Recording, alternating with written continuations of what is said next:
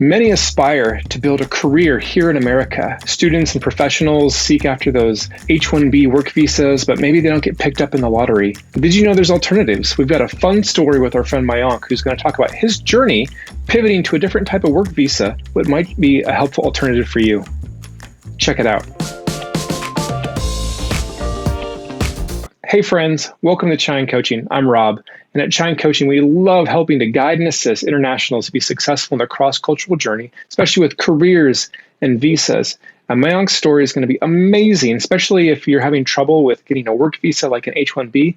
This is really going to be a beneficial alternative for you to consider. So Mayank, go ahead and introduce yourself. Hi, Rob. Thanks for having me. I came as a student from India in 2017. I studied at Illinois Tech in Chicago, studying computer science. As any international student knows, I was looking for jobs right after. I was very happy to land a job in Seattle, where I met my first boss at a small legal tech company. He moved on to a bigger company called Convoy, where I spent about 3 years, now working at a small fintech company called Outgo. Fantastic. Well, I'm really excited to have you share your story. I'm going to jump right in. So, Mayank, tell us, why did you have to consider another visa path here in America? So I was on OPT starting 2018 for 3 years with the STEM extension. And as I was coming close to finishing my OPT, I realized that I will lose the ability to work here in the US. And my company had applied for the H-1B multiple times, and none of them worked through. I think there were 3 or 4 times where it did not work. And I was running out of options. I was almost ready to either move back to India or move to a different country. So I was evaluating a lot of my options. And that's when my lawyer came and told me about this different kind of visa that I should absolutely try for. And that's when this started. Yeah, I know it can be super discouraging when you've been studying, working, and year after year, that H-1B doesn't get picked up. It's a lottery, so it's a chance.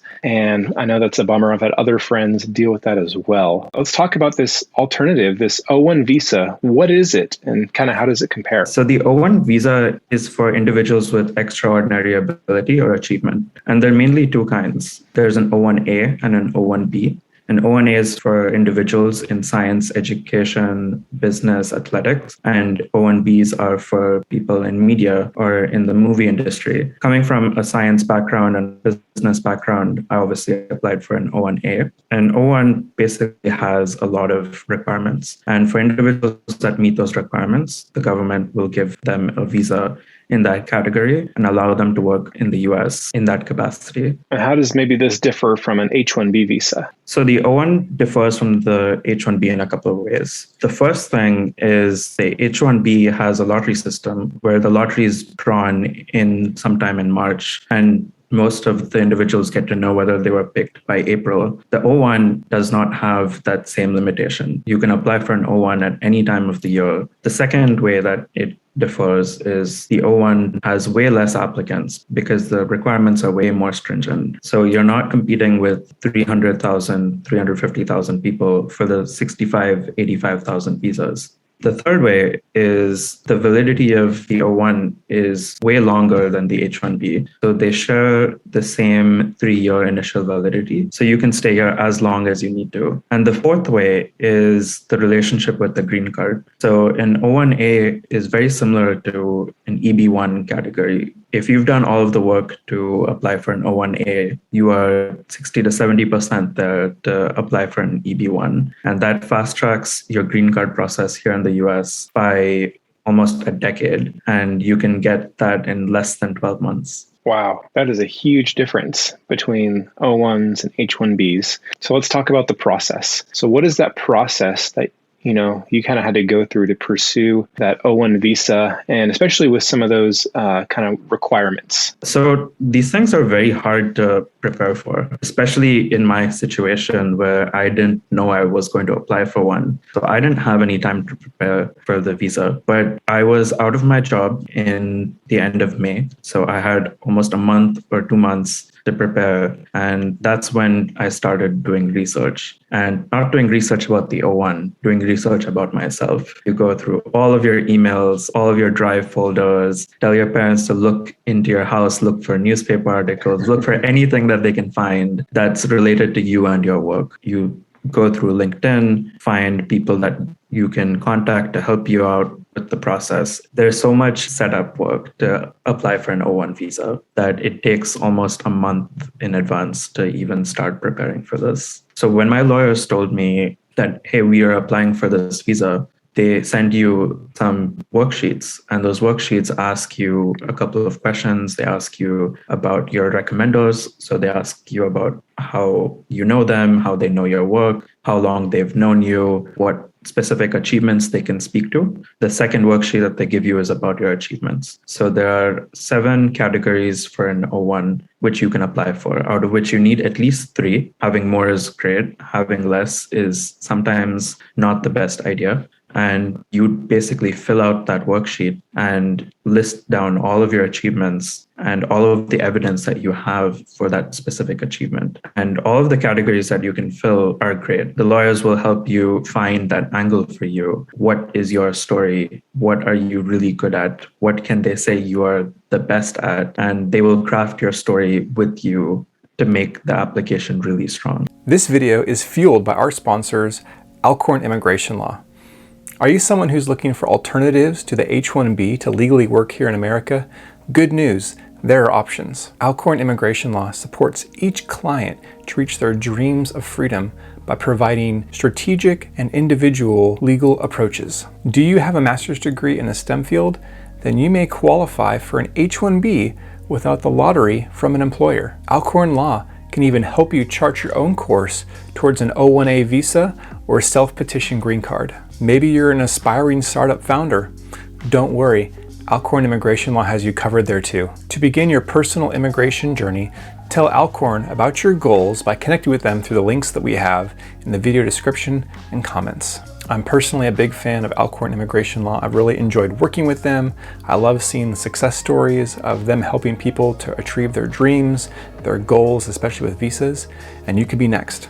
So yeah, let's talk more about that. Like you're using this phrase craft. So what does it mean for someone to craft a case, and have that profile and evidence to produce for the visa? The O1 is very specialty occupation based. So you're looking for the permission to work in a very specific field as an expert in that area. So you can get an O1 in a very specific profession. For example, mine was innovative technology design, which means that I work on technology that doesn't exist before or working on technology that is just being invented now or being created now. That was the angle that we found from all of the evidence that we found before, because you can only connect the dots backwards. And after all of the evidence that I collected for the lawyers, that's the angle that they wanted to go with. What they'll do is they'll look at all of your evidence, find that angle, and then make sure that your recommendation letters corroborate that story, that the people that are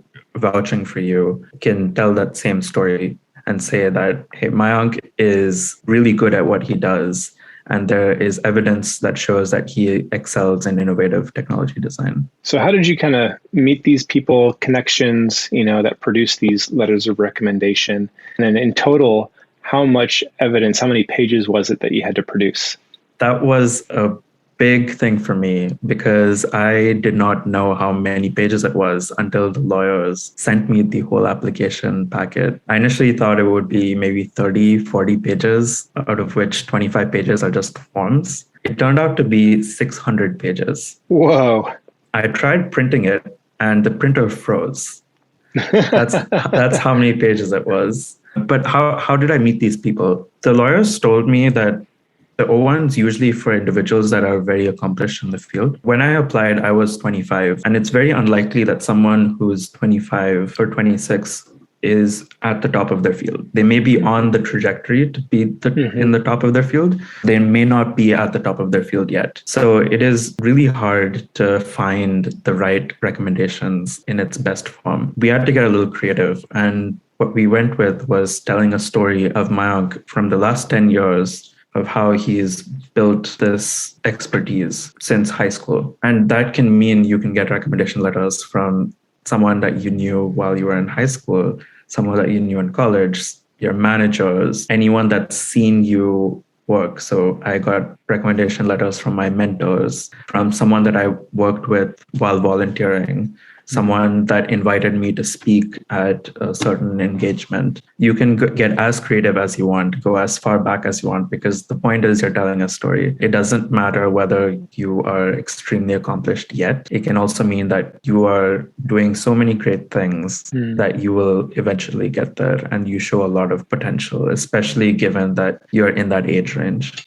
Yeah, I love that a lot of this is just telling your story. It's not just hard facts. Obviously, you have to have the evidence, but again, you're just crafting your story as well. And it sounds like it's really important to have a good immigration attorney to guide you through this process, correct? I agree. The lawyers need to be really good at learning everything about you, even though that they have not spent a single day with you while you were getting all those achievements. And it is very important for you to spend a lot of time with them and make sure that you give them enough evidence where they can scavenge through everything and find the right things to put in your application. And what's the company's role in this process in terms of sponsorship, paying, and those kind of things? So the company does have to sponsor, just like the H-1B. You cannot apply for it yourself. And they also do need to pay for the O1 application fees as well. Currently, the O1 application fees is about $500. And then if you're going for premium processing, that's another $1,500. So you're looking at about $2,000 in government fees. And then the lawyers will take anywhere between $7,000 to $10,000, depending on how quickly you need the case to be prepared.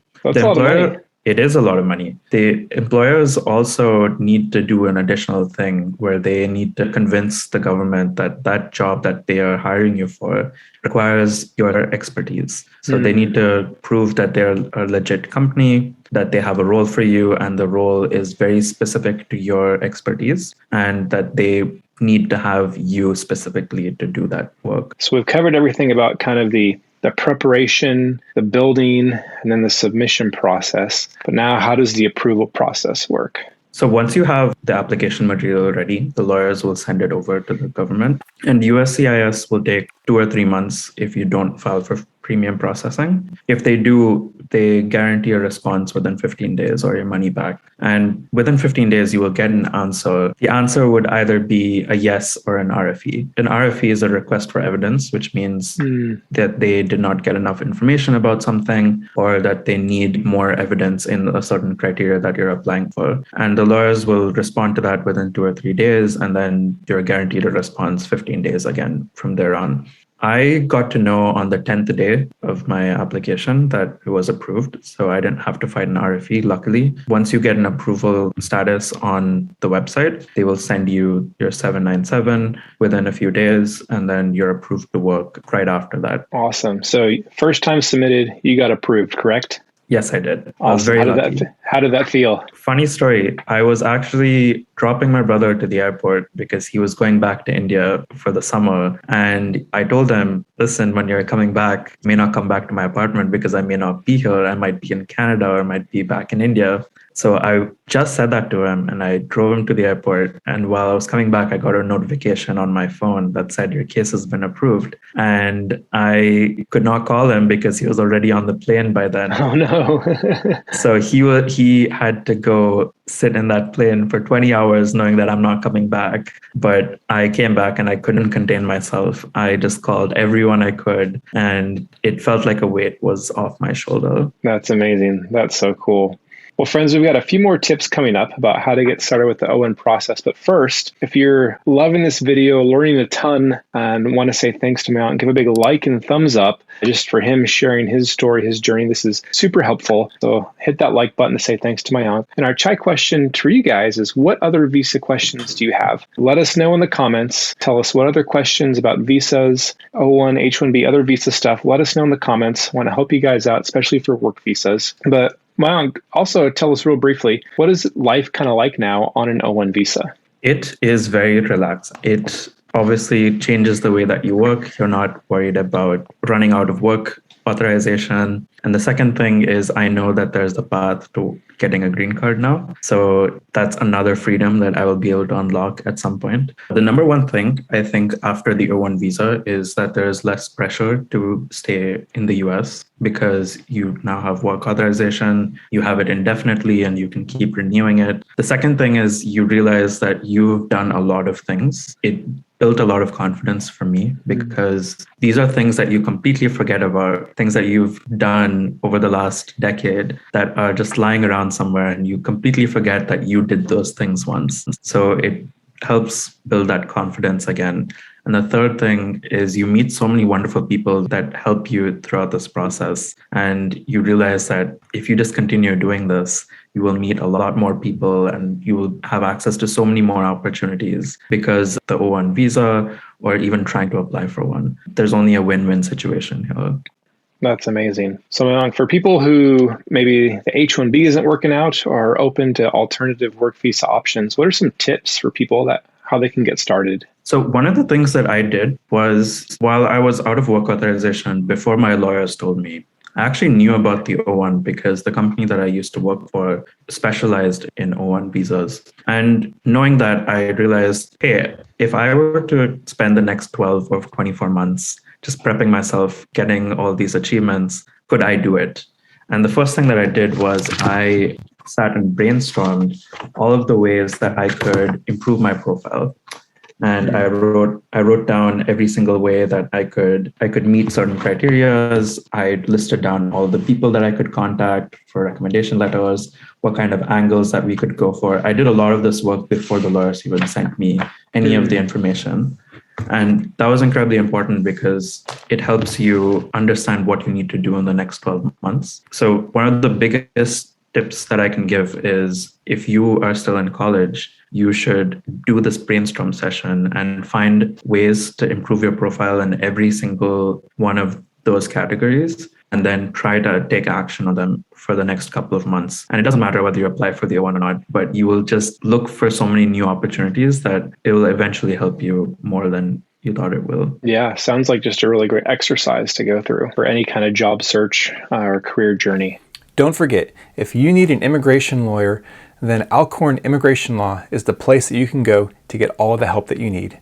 Alcorn Law is a Chine Coaching approved partner, and you can connect with them through the links that we provided above or in the video description and comments. My friends, don't forget to check out the other video we're making with Mayank as well about the most common questions about O1 work visas in America. So we're going to be answering the questions that you guys submitted and have asked. So we're going to break those down, walk through all those questions, answer them to give you more information about O1 visas and the process. So check that out. And Mayank, thanks so much. I learned so much in this, hearing your story. I know you were in a really tough position, and it was so cool to see things work out in the end. So I really appreciate you. And friends, be sure to connect with us online on social media like LinkedIn and Instagram. Be sure you're subscribed to the Chine Coaching e-newsletter as well. And we really appreciate you guys hanging out and watching. And we'll see you next time at Chine Coaching. Cheers.